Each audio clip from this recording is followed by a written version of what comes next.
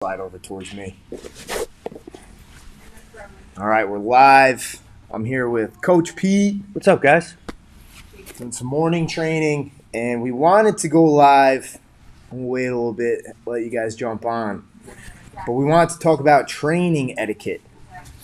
Let's see if I can fix this. That is good to go. Yeah. You can't fix my face at all? I'm trying. It's not working. Damn it. Foiled again. What's going on, old man? How are you, sir? I am well. I'm going to share this real quick to the group.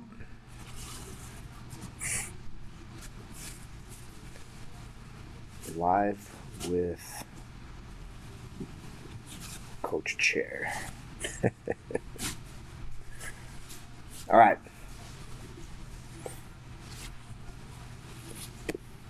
All right, so we got a decent amount of people watching. So here's the thing. I stopped training last night after like the second or third round in the advanced class. So, you know, we bow out and then we get a sip of water. We come right back. I just hit the clock. I don't even partner people up because the culture of our school is everybody just grabs somebody. Generally, like you grab the person you just did class with and you start training. And then, looking around, I noticed there's a couple people sitting out, and it's not because they were exhausted, and it's not because they wanted to. Like I just know that look. I've been doing this professionally for a very long time. I don't know if they felt intimidated to ask somebody to train. I don't know if it's because they, I guess we're the low man or woman on the totem pole in terms of rank.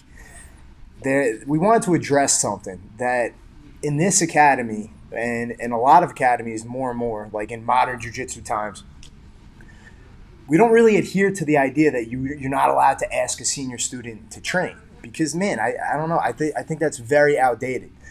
I think that there was like at one time a reason for it. Maybe in the dark ages of jiu-jitsu when you had to maybe protect your physical body a little bit more from like visiting people. You don't know who they were, where they were coming from, what their training etiquette was. So there was an element of like protection in that, I guess. I think that element of protection and even like deference to a senior student, which probably stems from Japan. Yeah. Like you guys will notice like a lot of jiu-jitsu has like Japanese roots. Bowing, saying oos and all this stuff and deference to the senior student. A lot of that comes from like Japanese martial arts. And I think maybe the idea of not asking a senior student to train comes from a good place. But I'll tell you from firsthand experience, I've seen that devolved into, I don't feel like training with this guy, so I'm going to just pull that senior student card and I'm not going to train with him. And a darker side of that might be, I'm a senior student and I know this blue belt has a really good guard pass and I haven't been trained in the last couple weeks and I can't let this bastard pass my guard in front of everybody. So senior student card has been pulled.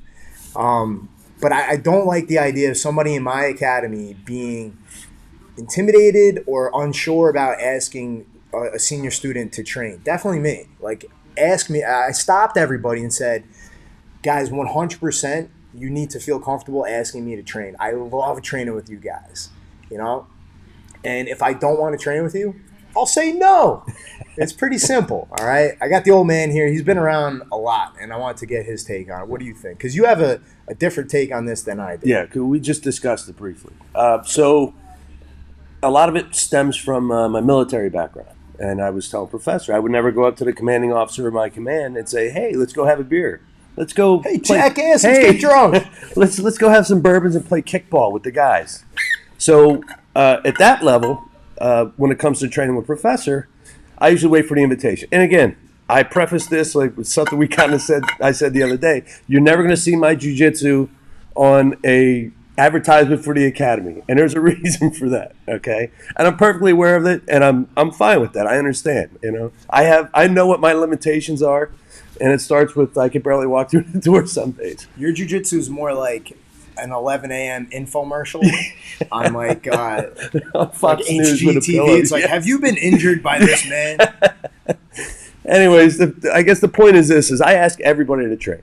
I don't care, and I know being a brown belt, one of the staff members, training with somebody of another rank at our level, meaning the coach is down, you have to do it. Yeah. You absolutely have to do it. It's in your job description. It is 100% in the job description that I don't care who it is. Ask me to train, we'll train. Okay, and I'm fine with it. And I know Coach Tony's fine. We're all fine with it.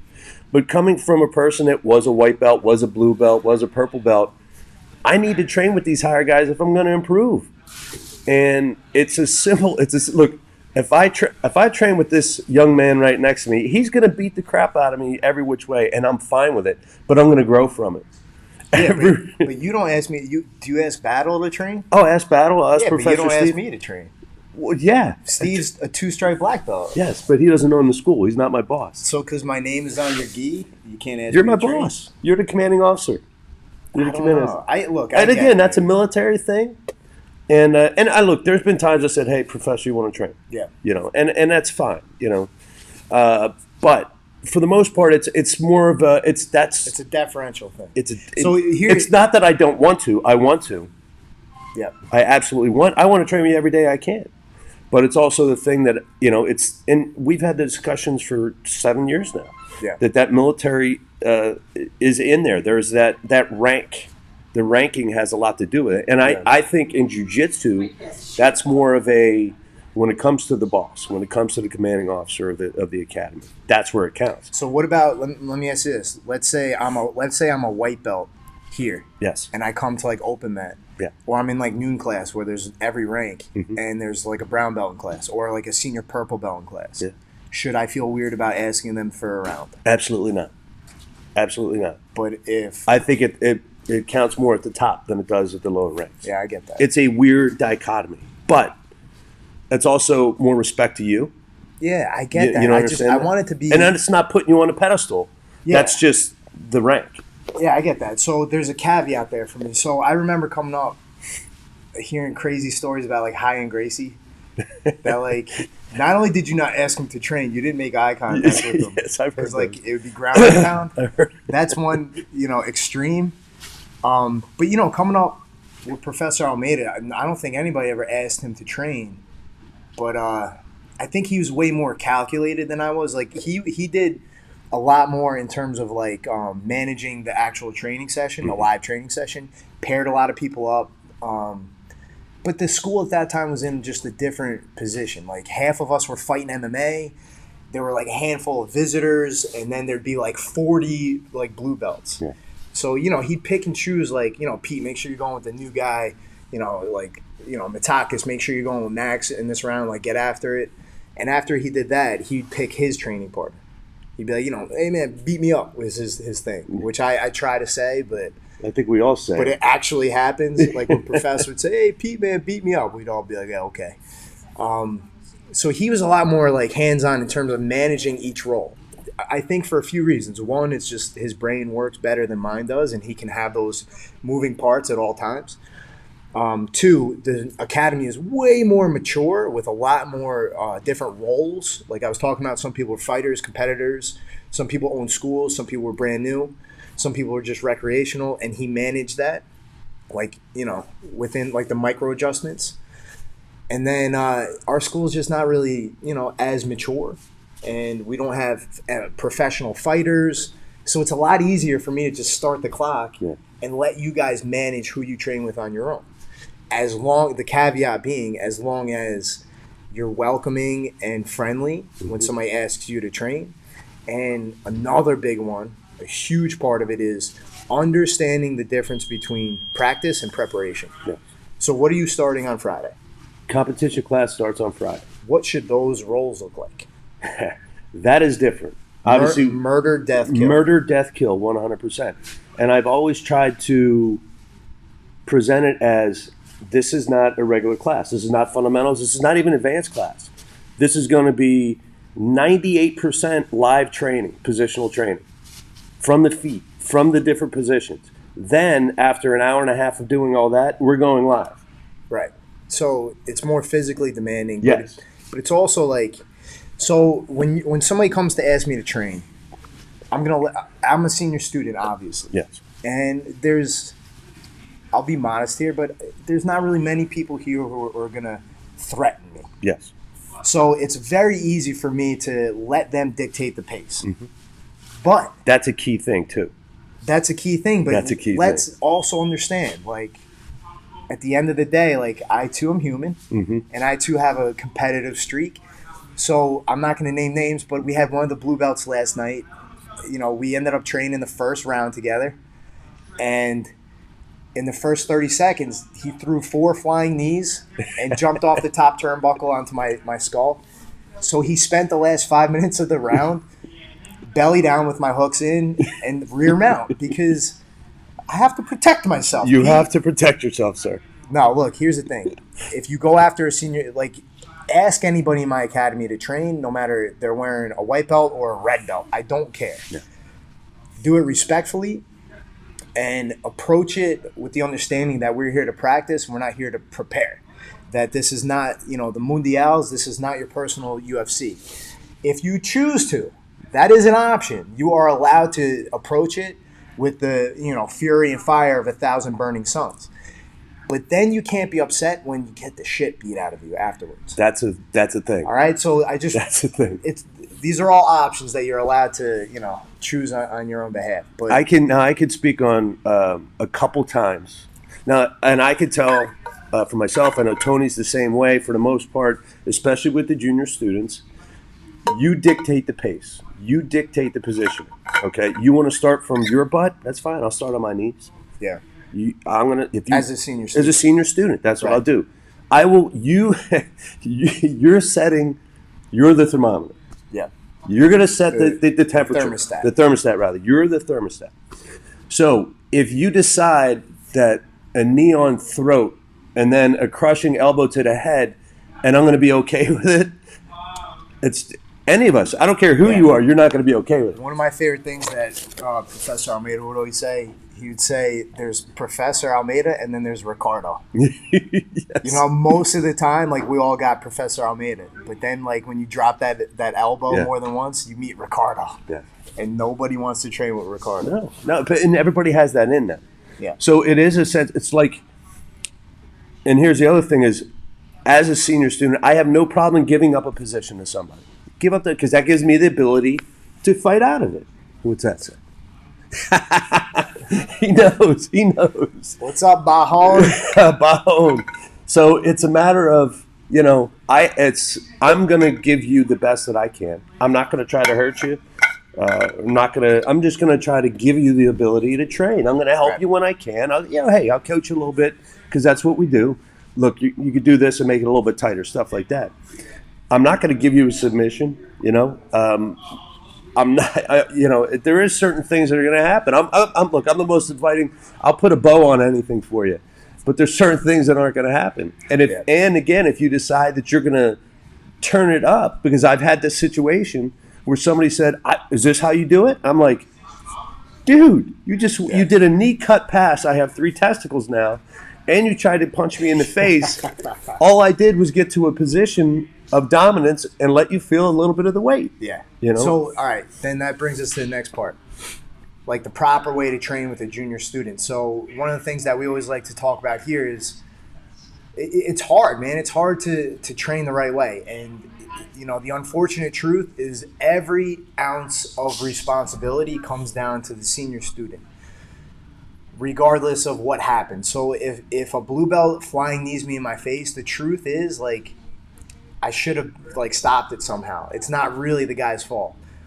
I'm still going to do the rear mount for 4 minutes. But then there's a fine line because you don't want to baby people to the point where, like, you're pampering them and they don't really experience what the reality of a hard roll is. So it all comes without down corporal to punishment. Exactly.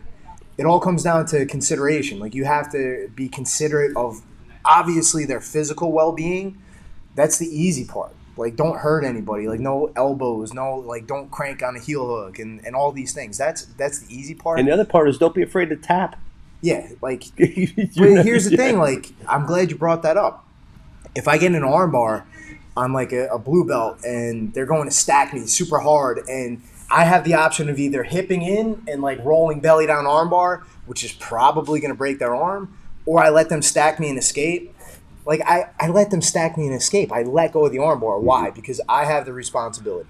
Yes, that blue belt had the responsibility to tap, and he's a dick for not doing it. That's true. But that doesn't mean, like, my ego allows me to let go. And you know what? The other thing is I don't have to be like, I could have broken your arm, bro. Yeah. But I let go because I'm that nice. Yeah. Like, you don't have to point that out, because when you point that out, that makes you a dick.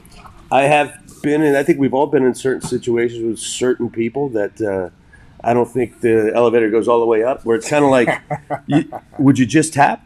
I'm not going to be I don't want to be responsible for breaking your shoulder or your arm or anything. And that's what I do. I let go. You have to let go.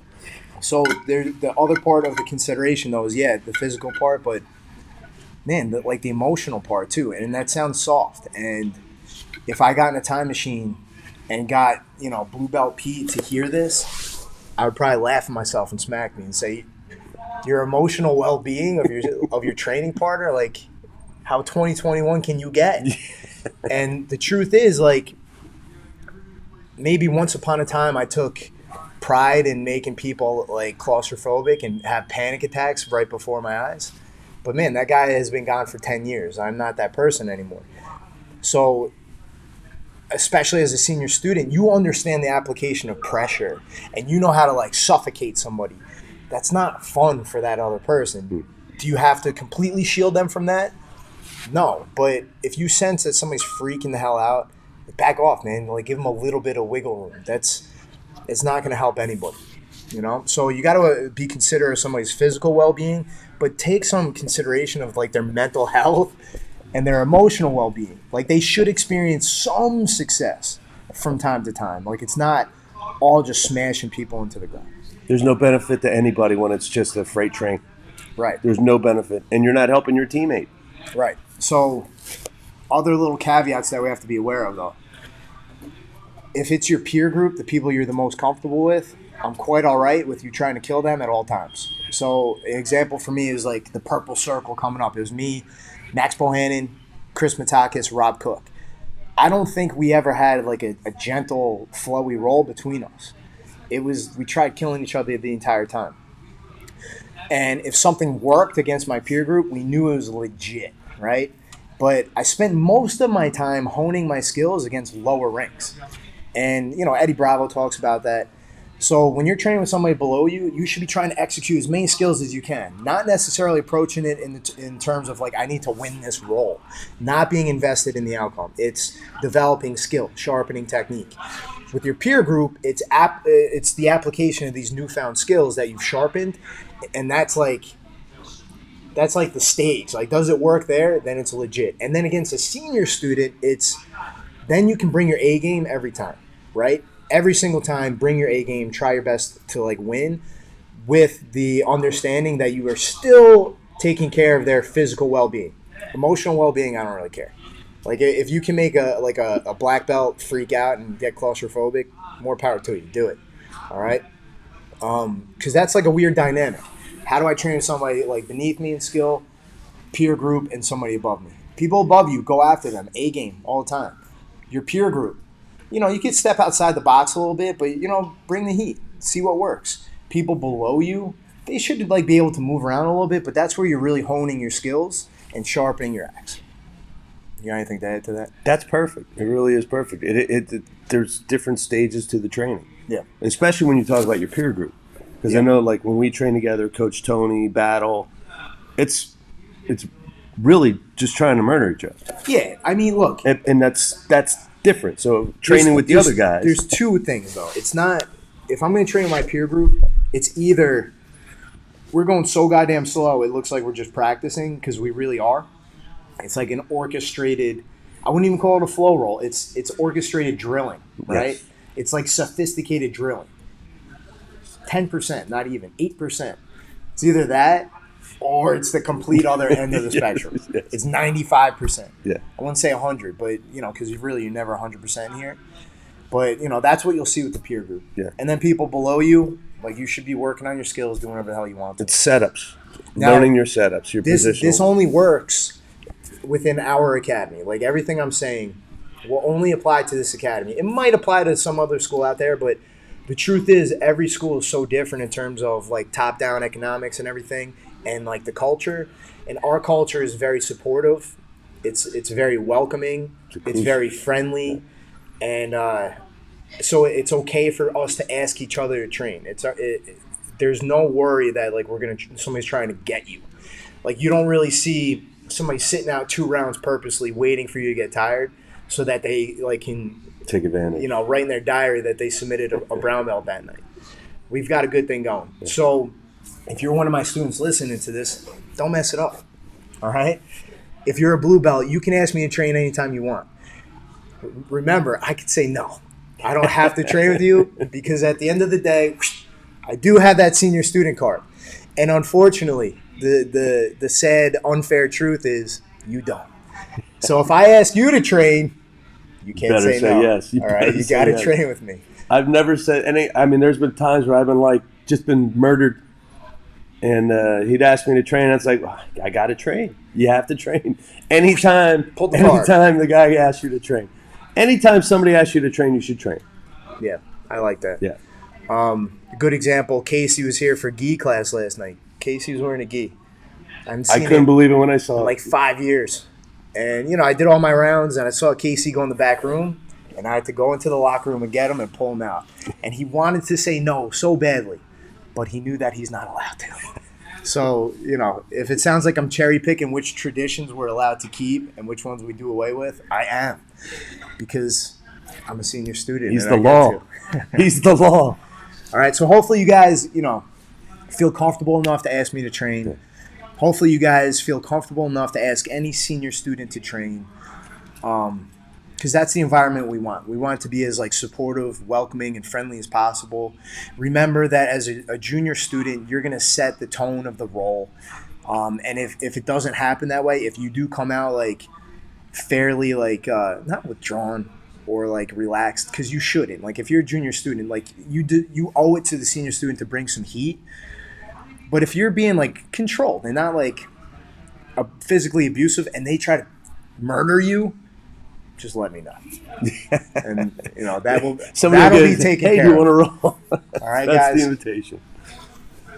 All good? That's good. Yeah, just like I said, get ready for Friday, guys. If you guys are going to come to comp class, be ready to go. It's going to be the first one. I know we're going to have a bunch of noobs, so to speak, coming in, so we'll be gentle for the first half of the class. Then the second half. He's saying that. He's saying that, but it's not going to happen. Let's just come and have fun. Have a good week, guys. We're going to go train. If you guys have any questions, you let us know, and we will address it for you. 100%. See you guys. Take care.